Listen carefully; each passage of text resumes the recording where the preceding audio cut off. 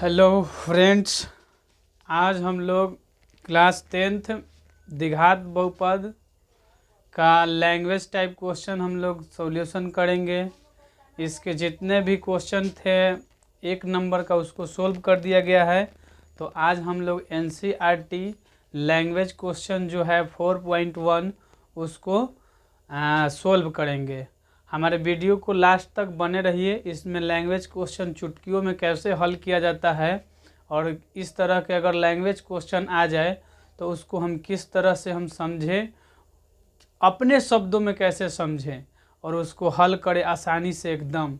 तो लास्ट तक बने रहिएगा और हमारे चैनल पर यदि नए हैं तो चैनल को सब्सक्राइब कर दीजिएगा। क्वेश्चन हम लेते हैं NCERT का है तो उसको हल करते हैं। 4.1 है, उसको आज हम लोग हल कर देंगे। सभी क्वेश्चन जो लैंग्वेज क्वेश्चन हैं उनको सबको हल करेंगे हम लोग। 4.1 है। 4.1 का दूसरा नंबर क्वेश्चन है, निम्न स्थितियों को द्विघात समीकरण के रूप में निरूपित कीजिए। कह रहा है कि जितने भी लैंग्वेज टाइप क्वेश्चन हैं उसको हल नहीं करना है, केवल समीकरण के रूप में करके छोड़ देना है, उसको सोल्व नहीं करना है।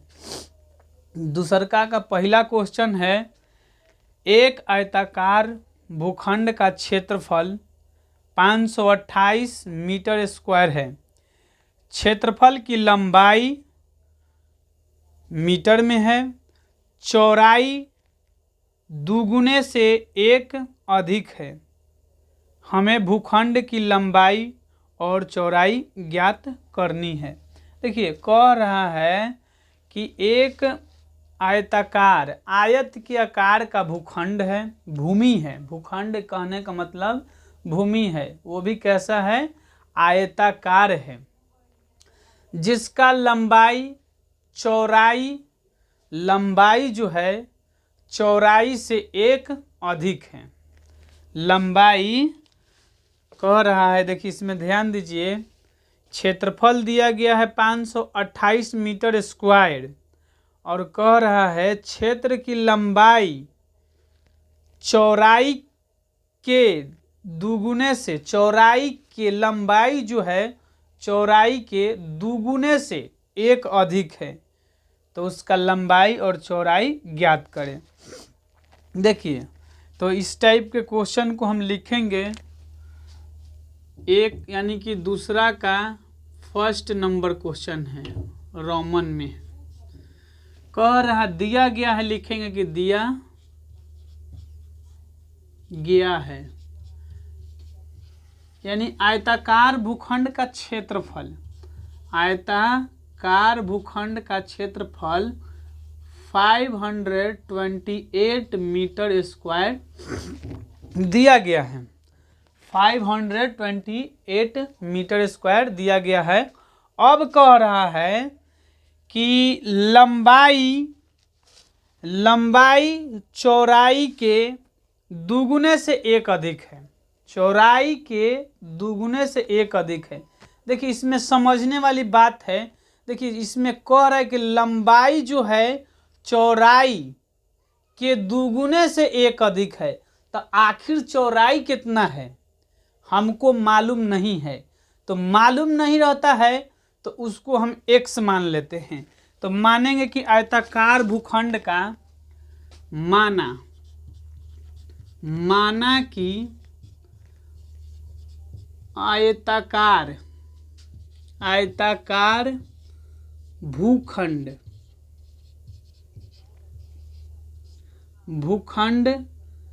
का चौड़ाई x मीटर है, x मीटर है। और प्रश्न में कह रहा है कि चौड़ाई, लंबाई जो है चौड़ाई के दुगुने से 1 अधिक है। तो आयताकार भूखंड के का लंबाई कितना हो जाएगा, दुगुने से, दुगुना यानी कि जब चौड़ाई है x मीटर तो लंबाई दुगुना यानी कि 2x और इसमें भी कह रहा है कि एक अधिक है तो 1 ऐड कर देंगे। अब कह रहा है कि क्षेत्रफल ज्ञात करिए। तो किसी भी आयताकार भूखंड रहेगा, यदि उसका लंबाई और चौड़ाई मालूम रहता है तो उसका हम क्षेत्रफल आसानी से ज्ञात कर सकते हैं। कब? उसका क्षेत्रफल होता है, क्षेत्रफल बराबर फॉर्मूला होता है L गुने B, यानी लंबाई गुने चौड़ाई, यही फॉर्मूला होता है। और इसमें हमको क्षेत्रफल मालूम है, ये है लंबाई यानी कि आयताकार भूखंड की चौड़ाई x मीटर, लंबाई इतना है, तो क्षेत्रफल 528, लंबाई है x। अब क्रॉस 2x + 1, अब इसी को गुना कराएंगे तो हो जाएगा 2x² + x। इसको उस तरफ भेज देंगे तो हो जाएगा 0 = 2x² + x -528। इसी को फिर से सीधा कर दीजिए, 2x² + x -528 = 0। यही कह रहा था ज्ञात करने के लिए, यह द्विघात समीकरण।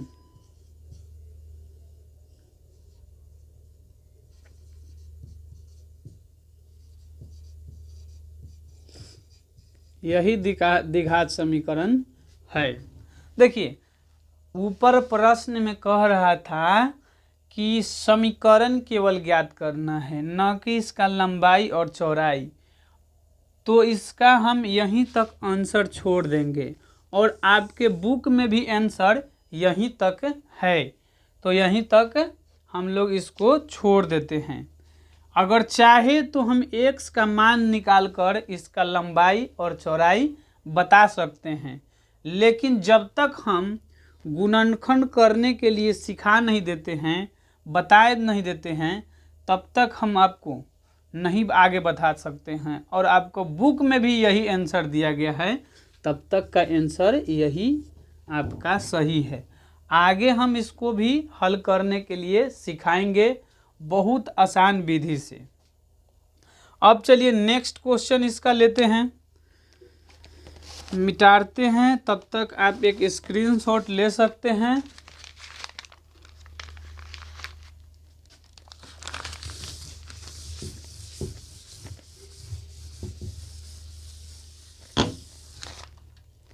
यानी 2 नंबर क्वेश्चन पढ़ते हैं क्या लिखा गया है। 2 नंबर प्रश्न है, 2 क्रमागत धनात्मक पूर्णांकों का गुणनफल 306 है। हमें पूर्णांकों को ज्ञात करना है। कह रहा है कि 2 धनात्मक पूर्णांक, बता दें कि धनात्मक पूर्णांक क्या होता है, -3, -1 और माइनस यानी कि 0, 1, 2, 3 डॉट डॉट, इधर भी डॉट डॉट। इधर को कहते हैं ऋणात्मक पूर्णांक और इधर कहते हैं धनात्मक पूर्णांक, और पूरा को कहते हैं पूर्णांक। तो पूर्णांक है तो मानेंगे इसमें कि माना कि पहला पूर्णांक, माना कि पहला पूर्णांक संख्या x है।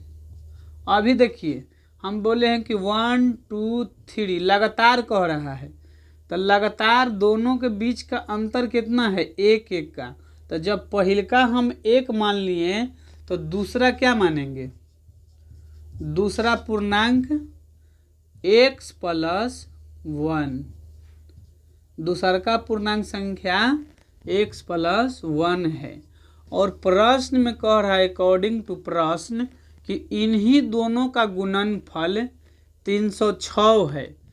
तो x गुना x प्लस 1 का गुणनफल है 306, यानी कि इसी को गुना करेंगे तो 306 आ जाएगा। हो गया बस आंसर। इसको गुना करेंगे तो x square plus x is equal to 306, x square plus x minus 306 is equal to 0। हो गया आपका आंसर। देखिए कितना आसान है लैंग्वेज क्वेश्चन। तो इसका भी आप एक स्क्रीनशॉट लें। नेक्स्ट क्वेश्चन हम देखते हैं और मस्ती से पढ़ते चलिए, आनंद लीजिए क्लास का और देखते हैं आगे क्वेश्चन और क्या है। और लास्ट तक बने रहें। और चैनल पर आप नए हैं तो चैनल को कृपया सब्सक्राइब कर दीजिए, क्योंकि इतना मेहनत आपके लिए किया जाता है तो एक सब्सक्राइब तो बनता है। सब्सक्राइब करने में आपको कुछ लगता नहीं है, सब्सक्राइब कर दीजिए हमारे वीडियो को। सब्सक्राइब करने के बाद चैनल को बेल बटन दबाकर ऑल पर सेट कर दीजिए। फिर 3 नंबर क्वेश्चन है। 3 नंबर बड़ी अच्छा क्वेश्चन है। 3 नंबर क्वेश्चन कह रहा है कि रोहन की माँ उससे 26 वर्ष बड़ी है। उनकी आयु का गुणनफल अब से 3 वर्ष पश्चात 360 हो जाएगी। हमें रोहन की वर्तमान आयु ज्ञात करनी है। कह रहा है कि रोहनवा की उम्र, रोहन की माँ उससे 26 वर्ष बड़ी है, यानी कि रोहनवा से उसकी माँ 26 वर्ष बड़ी है रोहनवा से। तब मान के चलिए कि जब तक हमको रोहन का आयु नहीं पता चल जाए तब तक हम उसकी माँ के उम्र का डिसाइड नहीं कर सकते हैं। मान के चलिए कि यदि रोहन का उम्र होगा 5 वर्ष, मानना है नहीं, मान के चलिए कि रोहन का उम्र 5 वर्ष, तो उसकी मम्मी का उम्र कितना हो जाएगा? 26 वर्ष है और उससे 26 वर्ष बड़ी हैं, तो 26 और 5 31। तो वही कह रहा है कि जब तक हमको रोहन की उम्र नहीं पता चल जाए तब तक उसकी माँ का उम्र का पता नहीं लगा सकते हैं।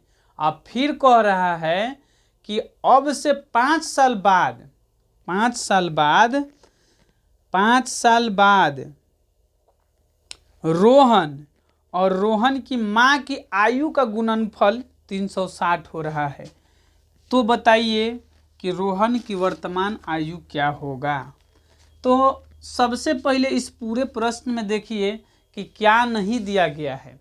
तो इसमें रोहन की उम्र हमको नहीं मालूम चल रहा है, तो पहले हम लोग मानेंगे कि रोहन का उम्र ही x मान लेते हैं। मानेंगे कि माना कि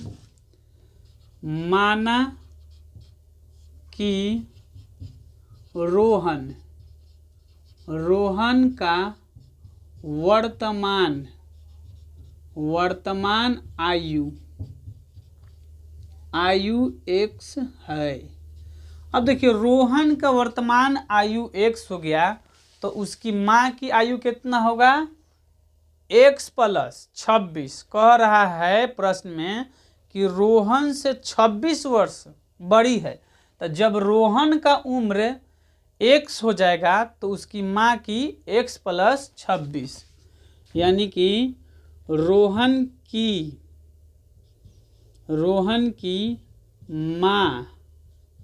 माँ का वर्तमान आयु x प्लस 26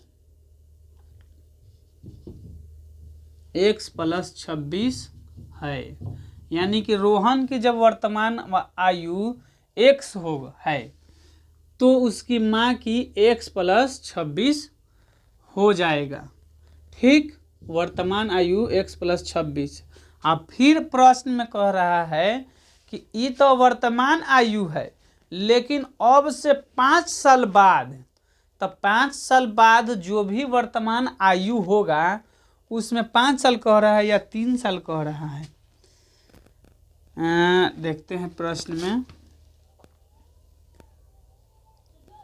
3 वर्ष कह रहा है। अब से 3 वर्ष, अब से 3 वर्ष यानी कि 3 वर्ष पश्चात, तो जो भी वर्तमान आयु है उसमें हम 3 जोड़ेंगे तब ने पता चलेगा। तो 3 वर्ष, 3 वर्ष,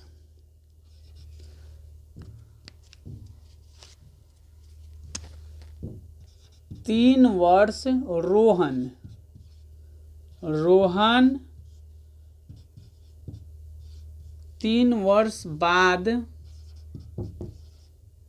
3 वर्ष, सॉरी 3 वर्ष बाद रोहन की आयु, रोहन की आयु हो जाएगा x + 3, तो माँ की आयु हो जाएगा, माँ की आयु x + 26 अभी है और इसमें 3 जोड़ देंगे तो 29, और इन्हीं दोनों का गुणनफल दिया गया है अकॉर्डिंग टू प्रश्न। यहाँ पे लिखते हैं अकॉर्डिंग टू प्रश्न, या प्रश्न में ये सब दिया गया है, प्रश्नानुसार जिसको कह सकते हैं, और इन्हीं का गुणनफल दिया गया है। कितना? 360 दिया गया है, 360। अब जब इस तरह से बना लिए तो अब करना क्वेश्चन का हल बहुत ही आसान हो गया।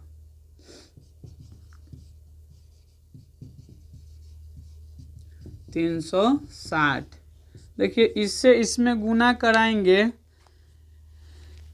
तो x², चलिए दूसरा इंक बदल गया, x² + 3x और इधर 3x + 19 तिया 9 तिया 27, 87, 29 तिया 87 = 360। x² + 6x और +87 - 360 = 0। इसको करेंगे तो x² + 6x प्लस इसको माइनस करेंगे तो -273 = 0। यही आपका आंसर हो गया प्राप्त। यह 3 नंबर प्रश्न था, तो इसका भी एक स्क्रीनशॉट ले लीजिए। अगर कहीं पे प्रॉब्लम हो तो कमेंट के माध्यम से पूछ सकते हैं। इसको हम फिर से मिटाते हैं।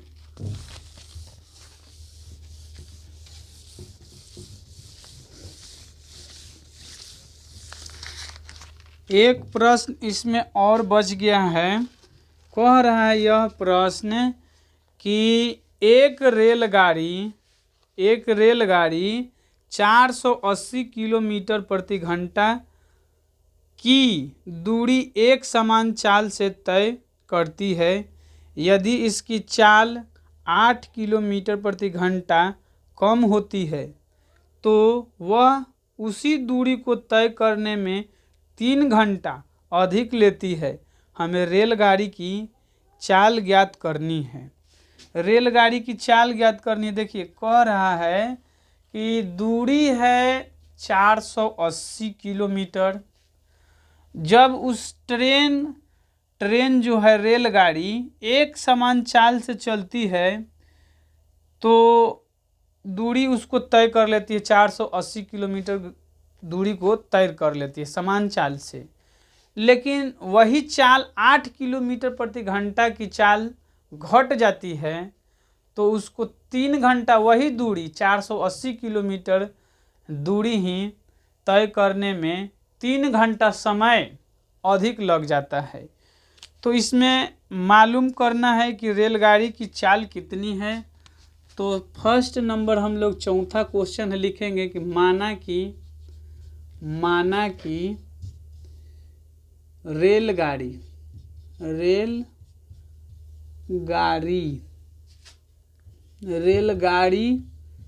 की चाल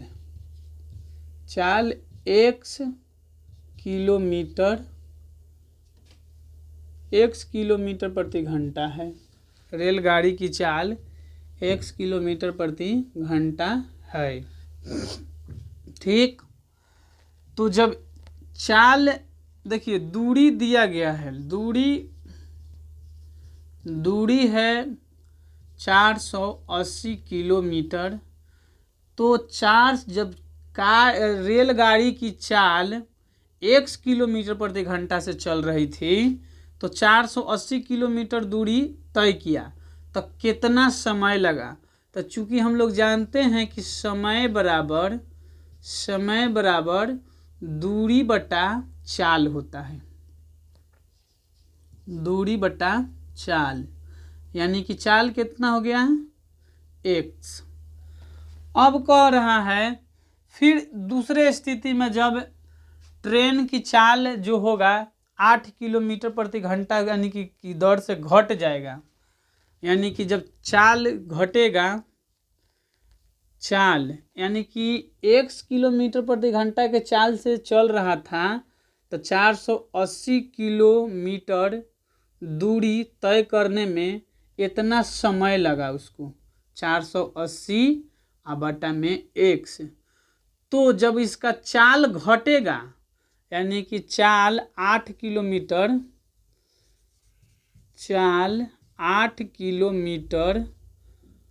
प्रति घंटा घटती है, छोड़िए, यानी कि चाल घटता है तो घटता है, चाल घटता है, तो यानी कि कितना हो जाएगा, चाल हो जाएगा x माइनस 8 किलोमीटर प्रति घंटा। दूरी तो वही है, दूरी इसमें भी वही है, कितना है 480 किलोमीटर। तो जब ये दूरी यानी कि जब चाल 8 किलोमीटर प्रति घंटा की दर घट गई तो इसको 3 घंटा समय ज़्यादा लगा।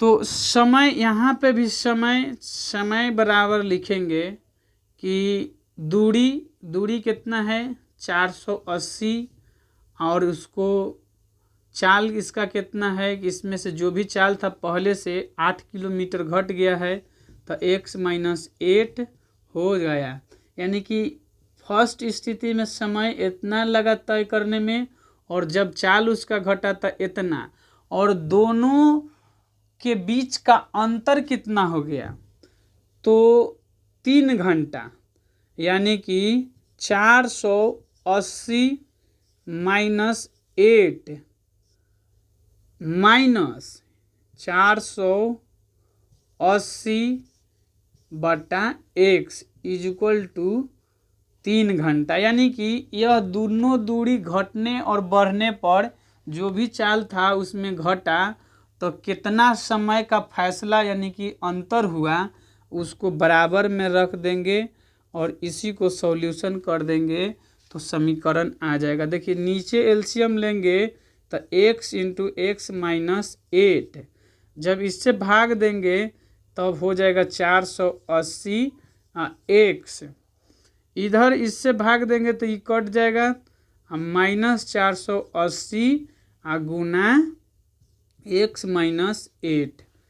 अब इसी को बराबर में 3 गुना करा दीजिए, तिरछा तिरछी क्रॉस मल्टीप्लाई जिसको कहते हैं, क्रॉस मल्टीप्लाई करेंगे तो ये हो जाएगा 3x इंटू एक्स माइनस 8 और इधर हो जाएगा 480x माइनस 480 माइनस यानी कि 1 से, और इससे 8 बार में गुना कराएंगे 480 से, तब माइनस इंटू माइनस प्लस हो जाएगा, माइनस इंटू माइनस प्लस हो जाएगा, प्लस हो जाएगा, और ये हो जाएगा